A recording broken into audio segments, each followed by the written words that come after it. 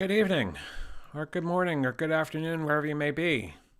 And time for a disclaimer, as we normally do.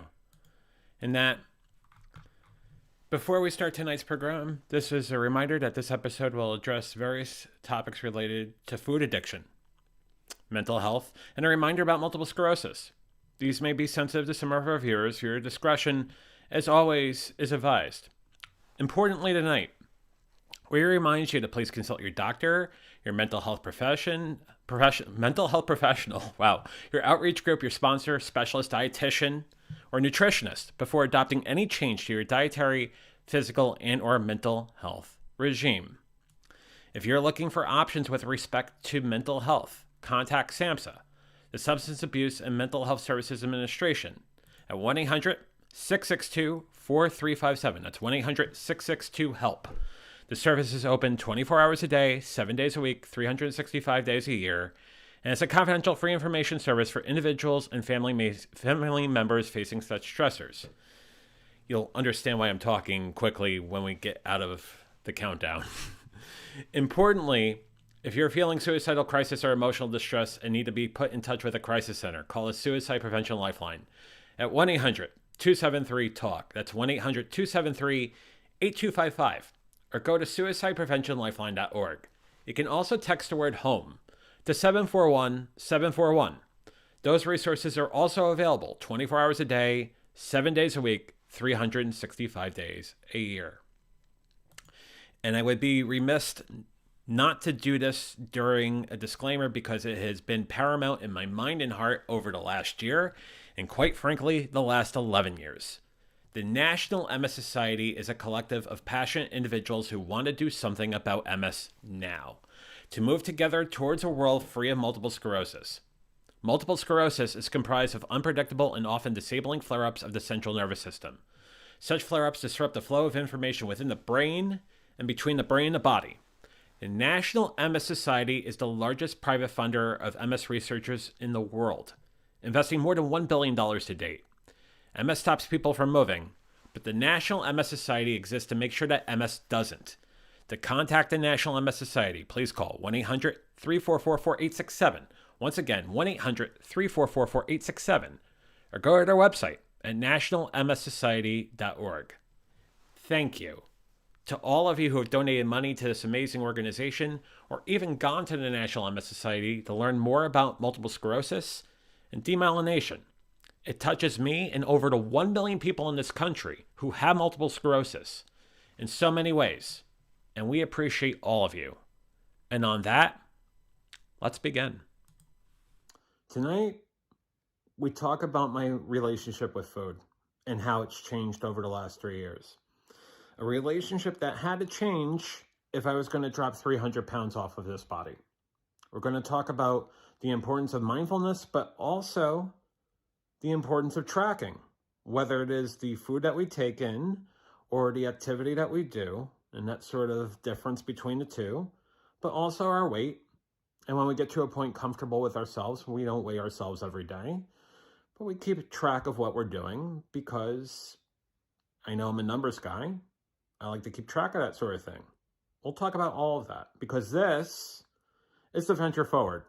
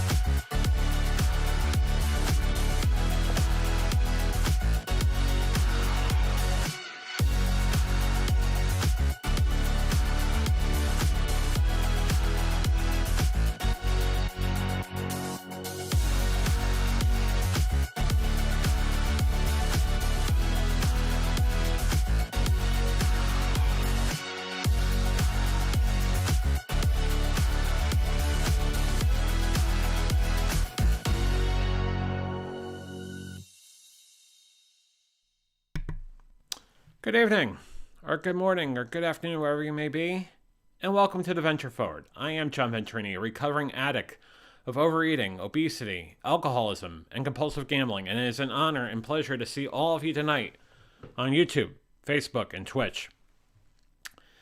I really went through the disclaimer really quickly, and I look at this topic every time I talk about my obesity, and I talk about the battle that I've had with food. And it makes me quick to talk about it because there's so much I want to share. There's so much of this story that I've talked about before on the show, but there's so much that I am even learning even today, almost 3 years to the date, that why didn't I think of that? And as soon as I think of these things, I want to share them. So I guess that's why I was kind of quick with the disclaimers, as it were. But it's great to see all of you tonight. Let's see who wins the door prize across YouTube, Facebook, and Twitch. And that'd be Jamie, who, for some weird reason, the graphic's up there. We're going to get that graphic back down here. She says hi. I say hi to you, Jamie. How are you? She says she is excited for this episode. I am too, as you could tell from the disclaimer.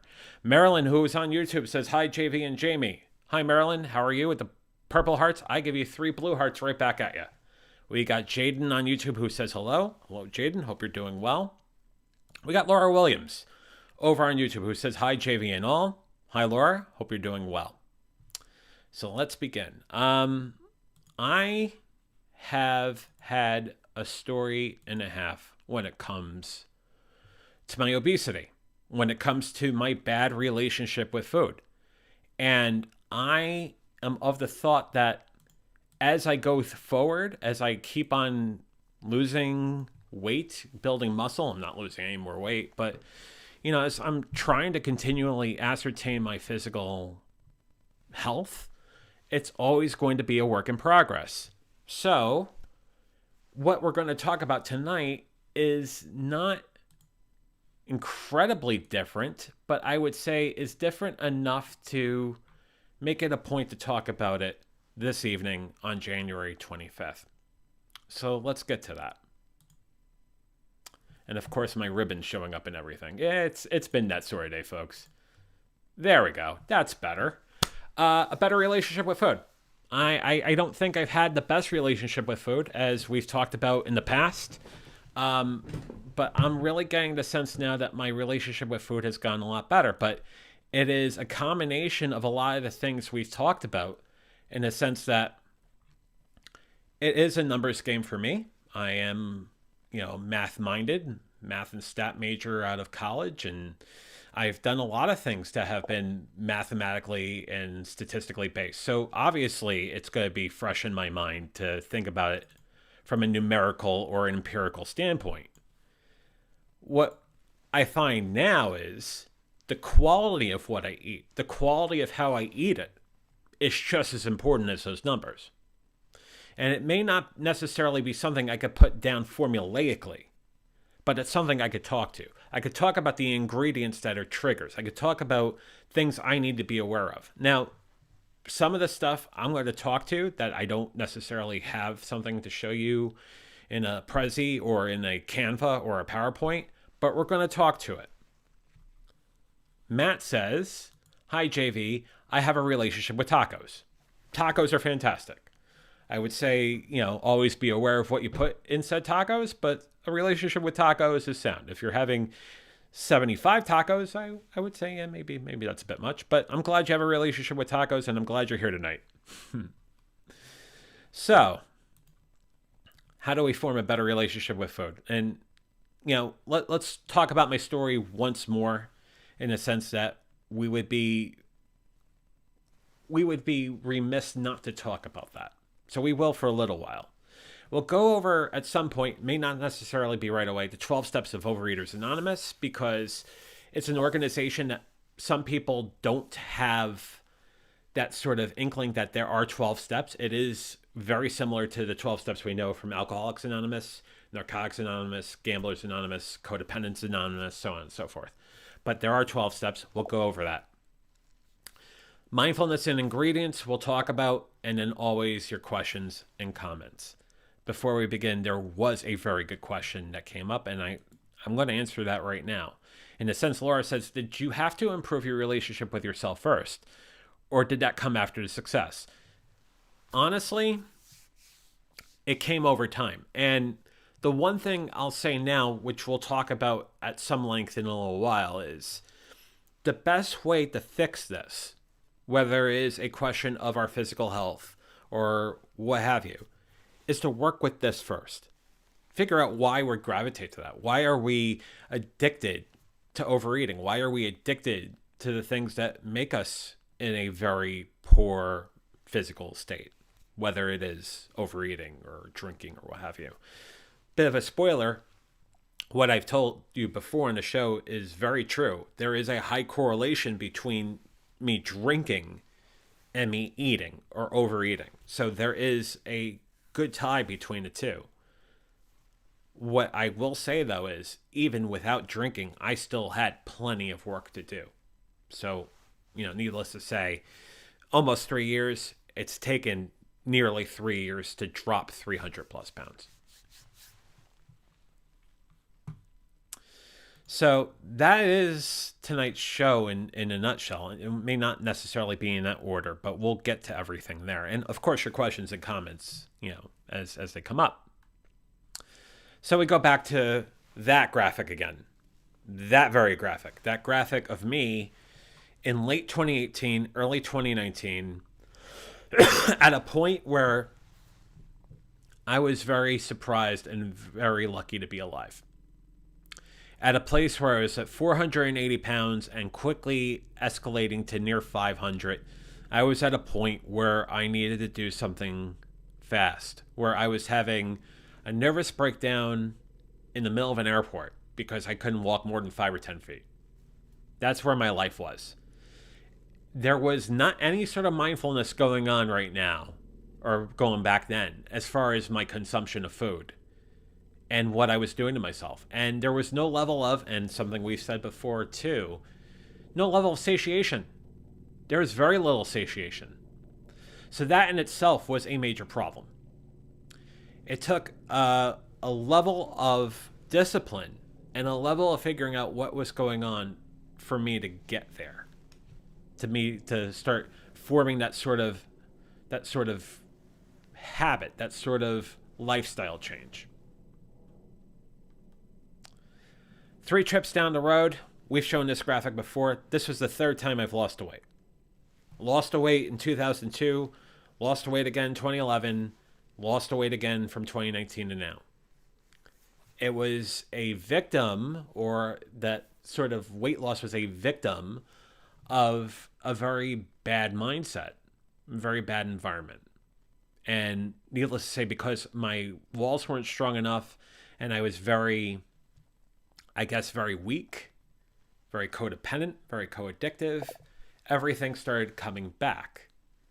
So it really is part and parcel for the company you keep and the things you do and the places you go and that sort of overall mindset, as that graphic clearly states. Where do I sit now? I sit down 313 pounds. In January of 2019, I was 480. As of over the weekend, I was at 166, 167. I'm not of the thought now that I have to lose another pound. I definitely need to put more muscle on me.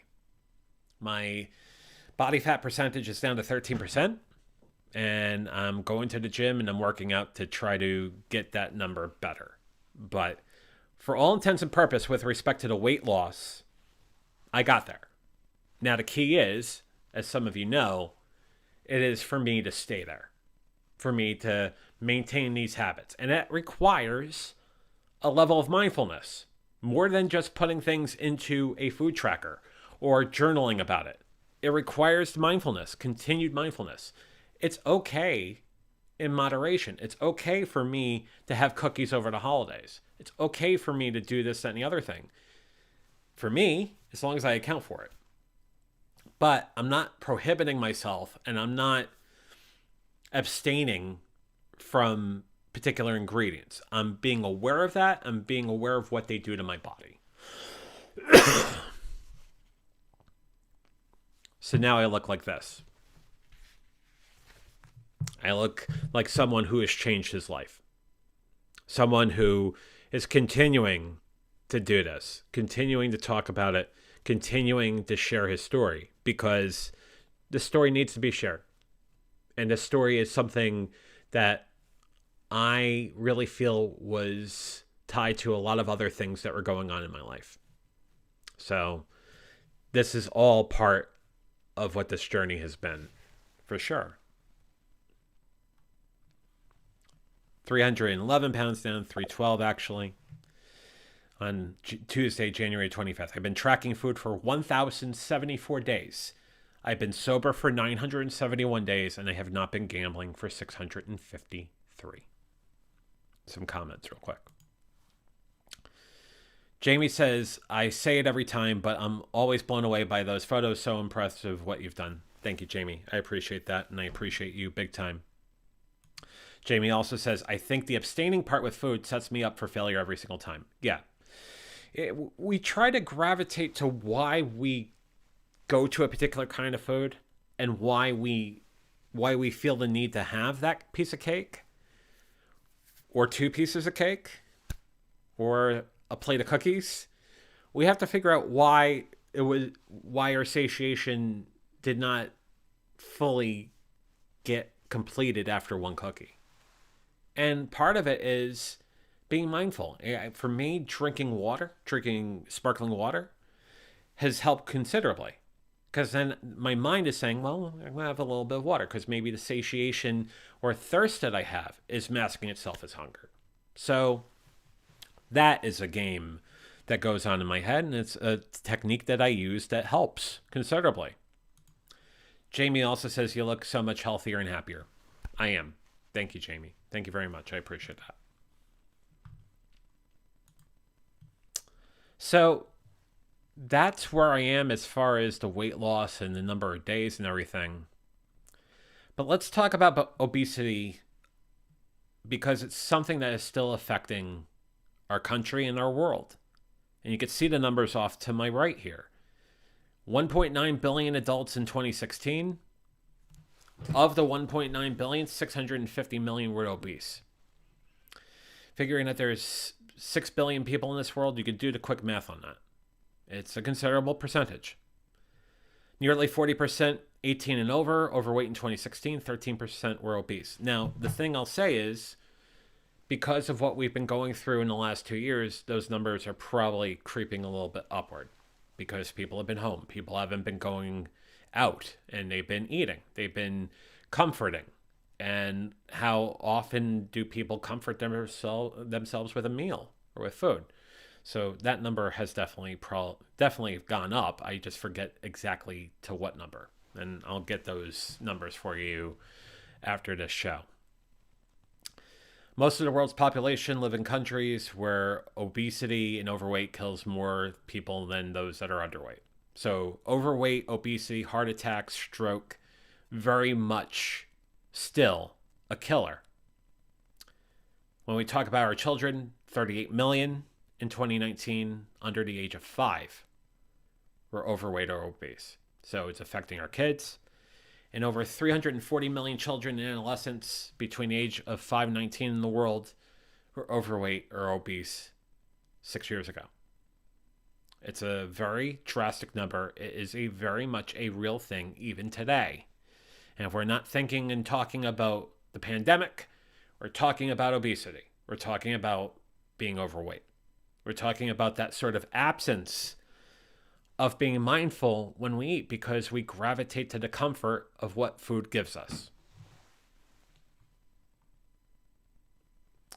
And, again, 2.8 million hospital stays every year, 300,000 people die from obesity in America every year, and it causes those symptoms over there. Heart disease, stroke, type 2 diabetes, cancer, high cholesterol, high blood pressure, joint problems, sleep apnea. Now, what I will say is this, and this is important, kind of alluded to this about a month ago. When you have obesity or when you're severely overweight, it is a morbidity factor for the pandemic. People who are overweight or obese, or dare I say morbidly obese, are higher at risk for what the pandemic does. Because from a respiratory system perspective, from a body function system perspective, we are not at our best. So we have to be careful. We have to be careful about our physical health, especially in a time like this, especially what has transpired in the last 2 years.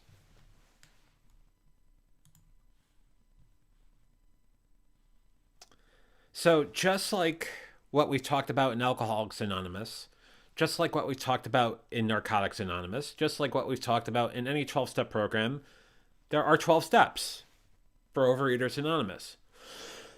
There are very similar steps, but they're worth talking about, so we will for the next minute or two. Step 1, we admitted we were powerless over food, that our lives have become unmanageable. Step 2, came to a power greater than ourselves could restore us to sanity. 3, made a decision to turn over our will and our lives over to the care of God, or you could say greatest orderly direction, as we understand Him. Sometimes I say universe because that plays apropos here too. Made a searching and fearless moral inventory of ourselves. 5, admitted to the universe, to ourselves, and to another human being the exact nature of our wrongs. 6, we're entirely ready to have the universe remove all these defects of character. We go 7 to 12. Humbly asked the universe to remove our shortcomings would be 7. Made a list of all persons we had harmed and became willing to make amends to them all. 8, I think about a lot of the sort of, I would say, mental duress that I was under being obese, and me coming to grips and me coming up with a lot of mea culpas over the last 3 years. So that's very much a play here. Everybody thinks it has something to do with the alcoholism and the gambling. Yes, but the overeating, the obesity, is definitely a reason why that list is made. 9, made direct amends to such people wherever possible, except when to do so would injure them or others. 10, continue to take personal inventory, and when we were wrong, promptly admitted to it. I would say with journaling and keeping accountable, I'm very much on top of that. I think when you're trying to deal constantly with your physical health, you're always going to keep that sort of inventory. So that's definitely a play. 11, sought through prayer, meditation, other forms to improve our conscious contact with the universe. As we understood the universe, praying for only knowledge of its will for us and the power to carry that out. And lastly, having had a spiritual awakening as the results of these steps, we tried to carry this message to compulsive overeaters and to practice these principles in all of our affairs. If you think about it, there are a lot of those steps that could be read within Alcoholics Anonymous, Narcotics Anonymous, Gamblers Anonymous, Codependents Anonymous, so on and so forth. The 12 steps very much play a very integral part in this. However, the one thing we will say about overeating, or the one thing about consumption of food that we must be very cognizant of, as I cough again, is the fact that we have to eat to survive. We have to consume things to survive. So we can't just let things pass off the side and say, okay, well, I'm just not going to eat.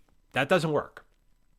We could be a lot more careful, a lot more regimented about how we eat, what we eat, how we are physically active, and take full ownership of that. That's very much a thing. But we can't just say, "Oh, I'm not going to eat." I think when we come by it from that strategy, nothing good ever comes. So we eat, we drink water, we stay hydrated to stay alive. So we can't just let go of it. That's very much important in all of this, for sure. So then we could start talking about mindful eating, which I think very much is something that we have to be very aware of, without question. I think about where my mind was from a sense of mindless eating, eating with a very laissez-faire attitude, and just eating past satiation, past consumption, to a point where I was so like I couldn't move, right? And no one should ever be in a place where they eat to a point where they can't move. I mean, we eat to satiation and we move from there. So, needless to say, that would be mindless eating. We can start talking about mindful eating and things we can do to stay cognizant of where we are with being satisfied and being fully satiated. But we must be very aware of this. And before I get to a little bit of a checklist, Jamie says, I've been on both sides, overeating and being afraid to eat. I went through a big fear of eating for a while. That's not healthy in itself. We need to realize how important eating is for our health. So, we stay on top of that. Jamie also says, I eat myself sick sometimes, which is never a good thing. But Jamie also says, but all these things I am working on. I'm very thankful for that, as there are a lot of people on this channel, in this room, that are part of the community that are doing that very same thing too. Good on you, Jamie. Keep up the great work for sure. Easy says, good day, mates. Good day to you, Easy. Hope you're doing well. So let's go over this. And this is from mindful.org, a Dr. Christopher Willard. And he basically has a list of 6 mindless eating tactics with mindful eating tactics to derive it. So when we eat past full and ignore our body signals, we are definitely mindlessly eating. We become mindful eaters when we listen to our body and stop when we're full. Now, one of the techniques there, I kind of alluded to it before, is drinking water, taking in other things that are part of the food experience. If we're having dinner with friends, enjoying their company, great conversation, that sort of thing, instead of just eating upon eating upon eating. It's something that we have to be very aware of, for sure. When we mindlessly eat, we eat with our emotions, and our emotions tell us to eat. We may be feeling sad or devastated or bored or lonely. When we mindfully eat, we eat when our bodies tell us to eat. So we're actually hungry. Our energy is low. We're near passing out, which is never a good thing. We should never be near passing out. When our energy is low, our stomach is growling. We should listen to that for sure. Mindlessly eating would be eating alone at random times and places. There's a term for that. It's called closet eating. I did a lot of my closet eating in a drive-through lane at a fast food place. Not healthy at all. That's usually when you look at that menu and say, I'll take number 1, number 2, number 3, and number 5 for shiggles. Never good. When we mindfully eat, we eat with others at set times and places. It becomes more a function of hanging out with others, whether it's getting business done or just spending really quality time with people we hold dear. When we mindlessly eat, we eat foods that are emotionally comforting. So we talk about emotionally comforting foods. Think about the holidays. We talk about cakes and desserts and pies. We talk about big dinners at Thanksgiving and Christmas, and we think about the sort of feeling that comes with that. And no one should deprive us of the feeling, although that feeling can easily be gathered off a fraction of what we consume over the holidays. It's something I've learned over time. When we eat foods that are nutritionally healthy, then we're mindfully eating. So, give an example for tonight. I still patronize a very dear restaurant around here. It's a pizzeria. But I ordered a Greek salad. And a Greek salad sounded like a fantastic thing to have for dinner tonight. It was a Greek salad with grilled chicken on top, and I was happier than you know what in that Greek salad with chicken. And do I think about pizza and lasagna? Yeah, sure. They make the best ones. But the Greek salad fulfilled a need because I was hungry. I needed to have dinner, and it was very, very delicious. Fantastic. And I need to know where to get their feta cheese because it was, as Matt would say, chef's kiss, for sure. Jamie says, it's hard for me because when people laugh at me when I say I have a good addiction because I'm thin. They think I'm a joke. I used to be overweight, lost weight, and now I have trouble gaining weight. Being underweight is very much a real thing. And we're so quick to talk about obesity, but those that are underweight are seriously having an issue from the other side, which is very much a thing that needs to be looked at, that needs to be treated, that needs to be taken care of with everything else. So I totally understand it, Jamie. Jamie continues and says, especially since I quit drinking and eating gluten and fried foods. So no gluten, no fried foods, and quit drinking. So needless to say, your nutritional content, your nutritional intake has gotten a lot healthier, but you're not eating enough. So you're underweight. And that in itself is a reason why tracking makes a little more sense, which again, there's something to be said about mindfulness versus mindlessness. But in the beginning, and I'll say the first 2.5 years of this, the tracking was very much important in trying to get the weight off. And like I tell you, when you're trying to put weight on and you're trying to figure out, hey, I should be consuming more, the track is not a bad idea at all.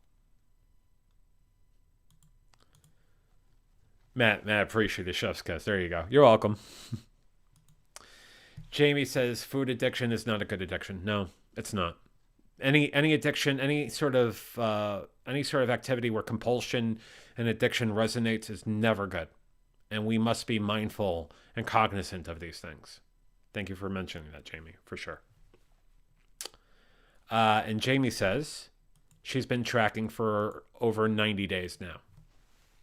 Jamie, thank you. That's fantastic. That is really, really important, and keep up the fantastic work for sure. And that says, hey, everyone, my partner is watching this. Yes. Yeah. I mean, the battle of consuming food, the battle of weight is a problem that is facing a lot of people in this world. So I'm glad you're watching. I'm glad your partner's watching for sure. Going down the list once more. When we're mindlessly eating, we're just eating and we're multitasking at the same time, so not really paying attention to what we're eating. I think about this in this way, and we might be in the middle of trying to do 5 or 6 things. We may be on a conference call at the same time, and we're just eating and eating and eating and not paying attention to what we're eating. It helps to pay attention to what we eat. 1, we appreciate it more, but 2, we take full recognition of what we're eating. And this way, when we say, hey, what do we have for lunch? We remember because we actually enjoyed what we ate. We weren't doing 900 things at the same time. When we're mindfully eating, we're just eating. In a place that is designed for eating. So I'm not eating lunch in here. I'm eating lunch at the kitchen table or the dining room. I'm not eating dinner in front of the TV. I'm eating at a place that is designed for eating. It's designed for consuming coffee or club soda or whatnot. And I'm certainly not multitasking when I'm doing that. It goes back to the activity of consuming a meal and not doing anything else other than that. Guilty of that when we think about it from this perspective. How many times when we're driving back from something and we stop at a certain coffee place that has venti Americanos, wink, wink, nudge, nudge, or has, or Dunkin' or Tim Hortons or what have you, and we're kind of like consumed with eating it while driving. 1, a little bit dangerous because we're eating or drinking coffee while we're driving. But secondly, we're not enjoying the coffee. We're not enjoying the breakfast sandwich. We're not enjoying the egg bites, whatever you're eating. So it goes back to that. We should enjoy our food. We should enjoy eating it. When we take the time to digest and not go through something really quickly, there's something to be said about that. More times than not, we're not satiated when we go through it. Very quickly, rather. Um, so the last one would be considering a meal an end product mindlessly. So when we're mindlessly eating, we're thinking, well, meal is just an end product. Whereas when we're mindfully eating, we're considering where the food comes from. So that's interesting in the sense that within the last 15, 20 years, there has been such a movement for dinners and meals that are farm to table. And when we think about it, dinners and meals that are farm to table are better for you anyway because they come from local producers, local farms, local orchards, what have you. Healthier from that degree, but also allows us to be mindful about what we're consuming. Quick story.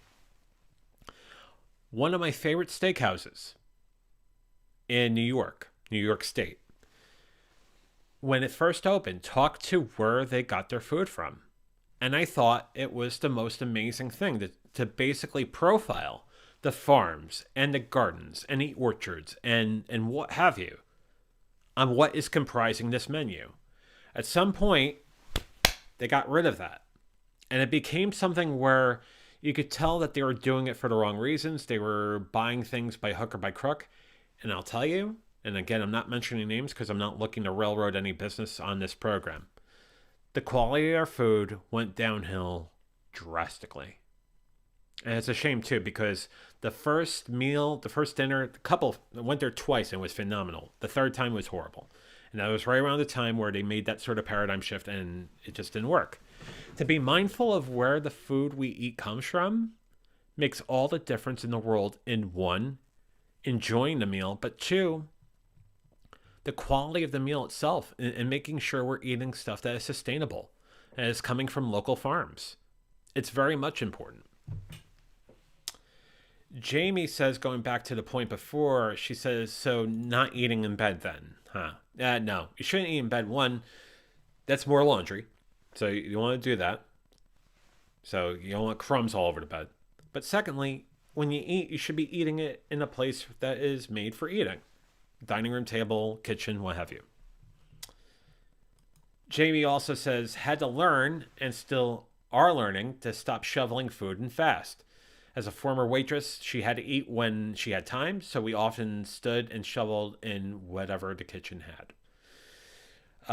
Yeah, and I have many friends who are in the service industry that are guilty of the same thing, and they eat when they can. Now, you can tell you work for a really good restaurant or a really good establishment when they actually set time for their staff, their wait staff, their chefs, whatnot, to actually dine before service or after service. But when it becomes something where you have to rush before first service, second service, third service, it becomes something that is very much difficult. So I totally got it.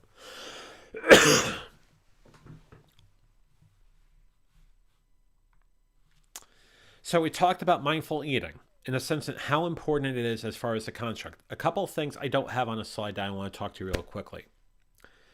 Sugar is dangerous. I always gravitate to the fact that if the sugar is more natural, if it's coming from fruit, better choice for sure. When it's coming out of a big giant bag, not good. And more times than not, there's more sugar than needs to be in the meal or in the item in question. One. Second thing is, and this is from my own trials and tribulations, I used to drink way too much soda. A problem from a sense of caffeine, but I used to drink a lot of diet soda with a lot of ingredients that had way too many letters in it, with way too many chemicals, which can be very much dangerous. And if you think about the quality of what we eat, if I can recite what is in that food and tell you exactly what's in there within 5 to 10 ingredients, and there's no sort of foreign chemical in it, the better it is for me because I could talk to exactly where it came from. If I didn't have that, if there was a long list of items on the ingredient list, I'm not doing myself any sort of service whatsoever. So when we talk about the sort of quantitative aspect of the weight loss journey or or a weight gain journey, it's one thing to count calories and macros. It's another thing to be very well aware of what you're consuming and very well aware of the certain ingredients that you gravitate to, whether they are good ingredients or bad ingredients. Jamie says she worked in a toxic restaurant for 8 years. So grateful she doesn't do that anymore. I'm very much grateful you don't do that anymore either. It's any place where you could be in a better mind, a better state of health, better state of being is better for you without question. Jamie also says, I've only had natural sugars for almost 3 weeks with only one lapse. Sorry, I'm really blowing up the chat tonight. This segment just has me going. Don't worry. No, please. I'm glad you're sharing all of this and very much so. It's very interesting to see this perspective from many different eyes, and I'm very appreciative to see them from your eyes. So thank you, without question. Let's go back to something we talked about in the show a few months back, in the sense that for me it always goes back to numbers, though. So mindful eating very much important, qualitative eating very much important. But at the end of the day, it's still a question of quantitative eating. So Harris Benedict, Mifflin St. Jean, TDEE, that sort of thing. Being aware of how many calories we need to eat to maintain our weight, or how many calories we need to eat to gain weight or to lose weight, what have you. It goes back to calories in versus calories out. It's still very much religion, in the sense that, we talk about units of energy that go into our body. It still talks to calories. And we talk about 500 calories plus or minus, in the sense that if we take off 500 calories per day from a BMR or from a TDEE, it could lead to a 1 pound weight loss per week. If we gain the 500 calories, it could talk to a 1 pound weight gain per week. But then in itself, it also becomes a question of how much protein we're eating, how many carbohydrates, so on and so forth. There are many tools out in the marketplace that use this sort of logic. Lose It is the one I talk to. I'm a lifetime member of Lose It. It is an application that I swear religiously about. But there's MyFitnessPal, there's Fat Secret, there's Chronometer. There's a lot of good applications out there. It is worth noting that the Venture Forward is not sponsored by Lose It or any of those applications, but they're Venture Forward and myself, namely, definitely a big proponent of that sort of application tracking. I'll get it up there for a second. Easy says, Jamie, you're not blowing up this chat. You have a lot of good things to say. Keep chatting, sister. I agree, Easy. I agree. Keep on chatting for sure. Easy also says, dietary tool set. I don't have the patience to do that. It's something where you kind of have to form the patience to, much like the journaling, much like the meditation. I basically call it my core construct of what I need to do in a given day. I will also talk about this, and I will quote from this in a little while. Language of Letting Go. It has been basically another book that I've been going to this year and talking to each day in the journal. And there's an item in here for, funny enough, that talks about step 1. But because we're talking about the 12 steps of Overeaters Anonymous, we'll talk about that before the end of the show. Jamie uses MyFitnessPal. Definitely a good application. As long you're tracking everything and you're doing the best job you can doing that, power to you. I'm very proud of you, Jamie. Keep up the great work for sure. Sarah joining us over on Facebook says, very late. Sarah, I'm glad you're here. Glad you're here for sure. So we talk about the dietary tool set and how important that is. We talk about Mifflin St. Jean and the Harris Benedict and the TDEE and the BMR and all of that. And, if you ever have questions about what sort of things we need to do to a basal metabolism rate or whatnot, I could always talk to you offline, or we could talk about that on a separate show. It is very much a science. If we're working out 6 to 7 times a week, we're not taking in the BMR as the number per se. We're multiplying it by a factor. In my case, because I'm working out 7 to 8 times a week, it's like 1.8, 1.9 times the BMR now, just to maintain weight. And as I told you a couple months ago, when I was away and I nearly fainted, that was a telltale sign that I didn't eat much that day. And eating and staying hydrated is very much something we need to do, especially when we're working out all the time. So very much an important thing there. One final note when it comes to the dietary tool set is something I shared with you before. There is value to services such as Weight WW or Noom. I can't even call it Weight Watchers. They call themselves WW now. Noom, etc. One method may not be the best method for any particular reason, whether it's a question of losing weight, gaining weight, or what have you. Exercise is just as pivotal as it is to diet. Mind first, always. Diet second, exercise third. The reason why we're talking about mindful eating tonight is that our obligation to being satiated begins with the mind. And figuring out why we were overeating and doing that sort of thing in the first place. So that's why we talked about the 12 steps of Overeaters Anonymous, but that's why we also went through a checklist of mindful eating versus mindless eating this evening. And as I always will say, always consult your doctor, your nutritionist, or dietitian before embarking upon any sort of diet. To get a doctor's advice to get you down the right path is very important for sure. Easy says it's too damn hot to be walking outside and don't like gyms here because it's too nice and lots of fitness addicts are in there being on their mobile phones. So he's building his own gym at home. Power to you, my friend, for sure. Jamie says, what is my stance on sugar-free alternatives? Like, I think of stevia as being one of them. I'm for it, but we have to be careful of not over-consuming those sort of things. And when we start talking about any sort of sugar alcohol, like the one you mentioned, I'll bring it up there again, arthitarol, we have to be very aware that too much consumption of that can have a very negative effect to our gastrointestinal system. So, as with everything in moderation for sure. But yeah, I'm not totally telling you to abstain. Just be aware of how much you consume of it. And Jamie says, it's very true, easy. She loves the topic. I love this topic too. And I'll tell you, in a given year, there will probably be 6 to 8 episodes that I will talk to obesity, overweight, food consumption, exercise, because it is part of my life. This is who I am. And the more I get myself fit, the more I keep at this, the more I keep on sharing all of this with you, putting it in the book, the more we will talk about this. It's something that we become, I wouldn't say evangelical, but very much gurus about this. And the more we learn, the more powerful we are. And that's true with anything in life, but definitely when it comes to this. Other components to consider. The value of the mind.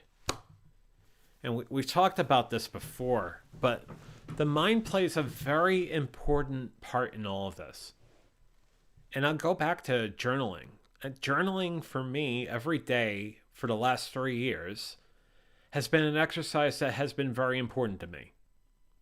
I think about the journal, I think about it in 2 different perspectives. One, it's not always something where I'm writing paragraph upon paragraph upon paragraph. There is sometimes poetry in there, sometimes there are audio entries, sometimes there's video entries. There are things for me to become at peace with myself, to show that, hey, I'm observing, I'm listening, I'm taking in everything, and I'm making note of it.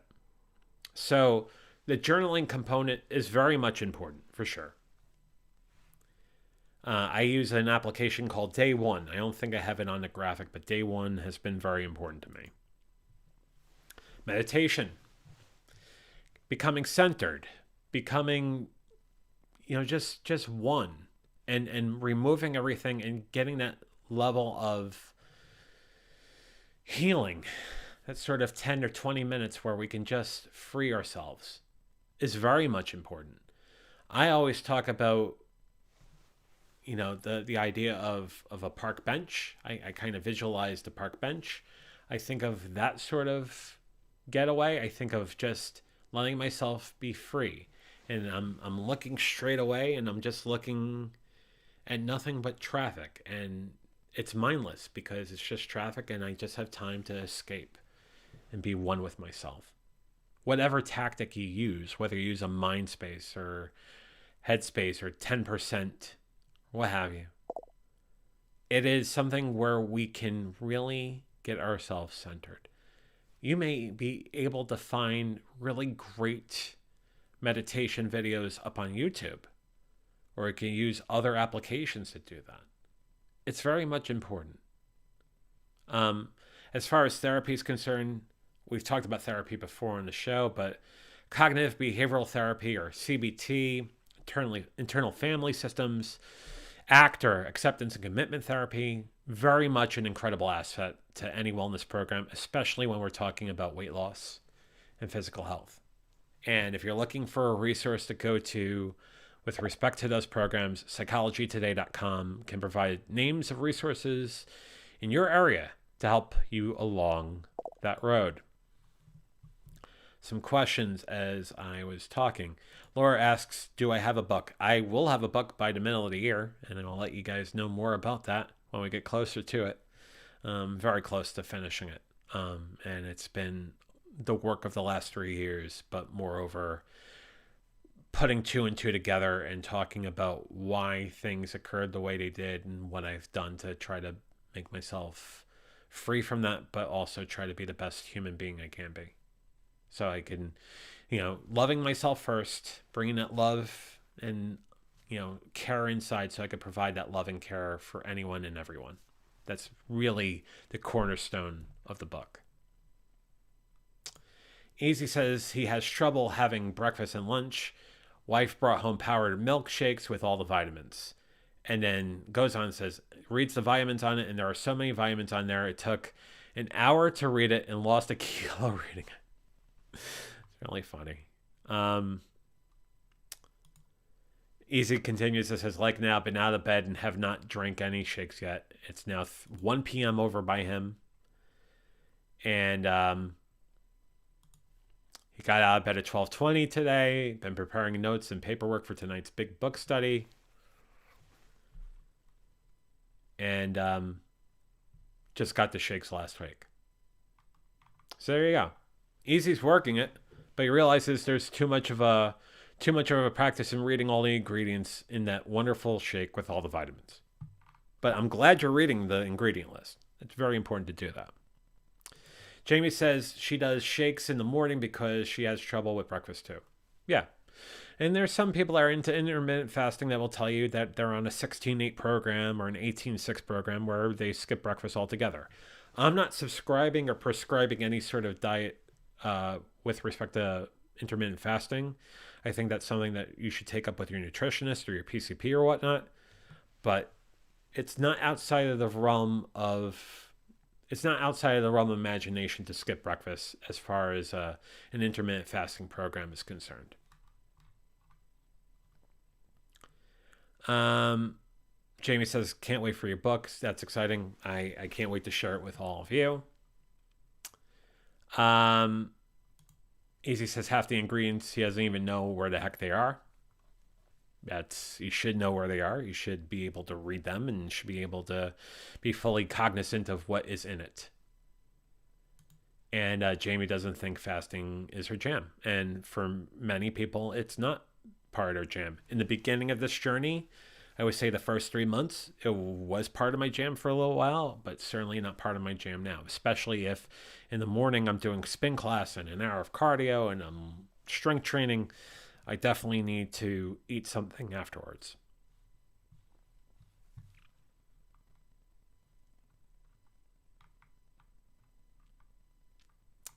So the last thing I wanted to share with you is a passage from today's Language of Letting Go journal, talking about step 1, and you could tell that there's some correlation between step 1 of a 12-step program and what we talked about as far as Overeaters Anonymous and whatnot.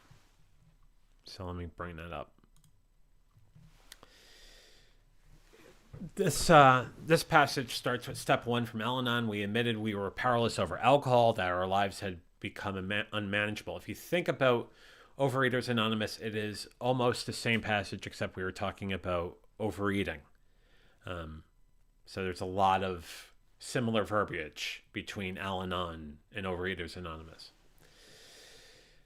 There are many different versions of the first step for recovering codependence. Some of us admit powerlessness over alcohol or obesity, overweight, or alcoholism, or what have you. Some of us admit powerlessness over people. Some over the impact of growing up in an alcoholic or obese family. One of the most significant words in the first step is the word we. We come together because of a common problem. And in the coming together, we find a common solution. Through the fellowship of 12 steps, many of us discover that although we may have felt alone in our pain, others have experienced a similar suffering. And now, many are joining hands in a similar recovery. We. A significant part of recovery, a shared experience, a shared strength, stronger for the sharing, a shared hope for better lives and relationships. Today, I will be grateful for the many people across the world who call themselves recovering codependents. Help me know that each time one of us takes a step forward, we pull the entire group forward. We. That's what we do. Very powerful words if you think about it. Very powerful words about what we talk about on the show. Very powerful words that we talk about in our groups. We. It's about we. And I am very thankful for all of us in this group. I'm very thankful for all of you. I love all of you for sure. Couple of other quick notes there. Easy laments about what happened over Christmas. Gained back 3 kilos during Christmas. Jamie says it was your food vacation. I have a very interesting term for that.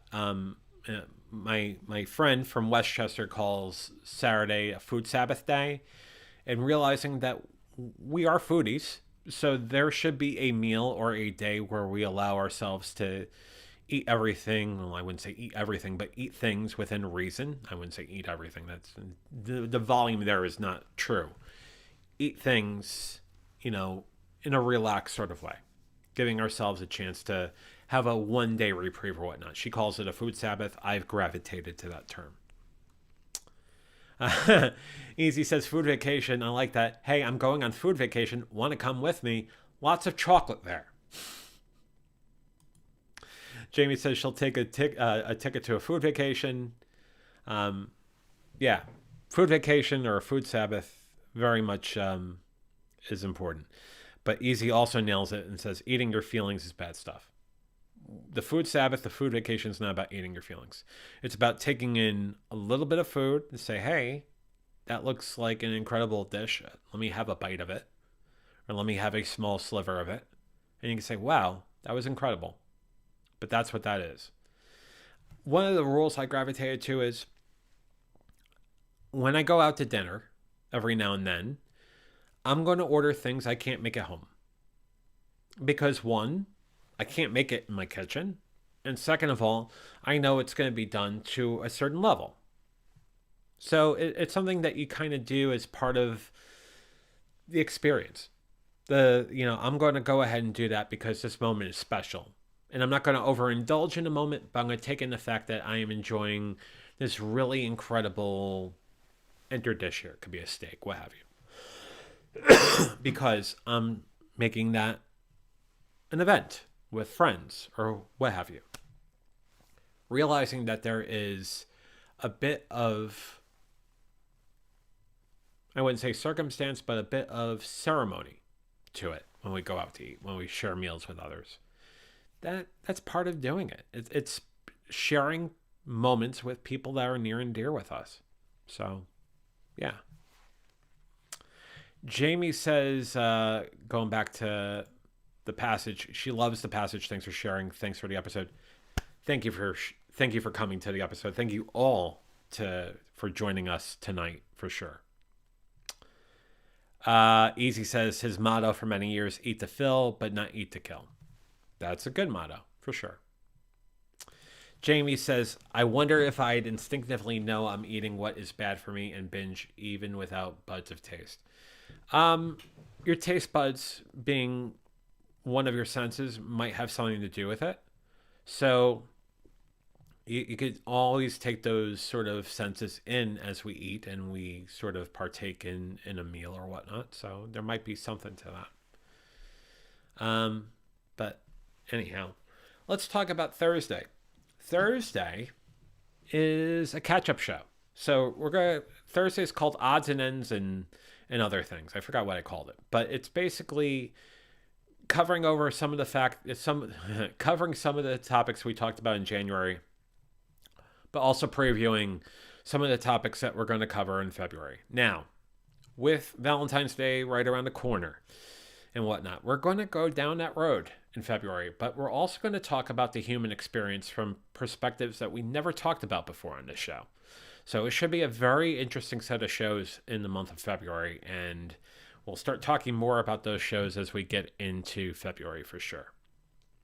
But Thursday night is a catch-up show. We'll talk about that. And then Friday, we do what we do every Friday night.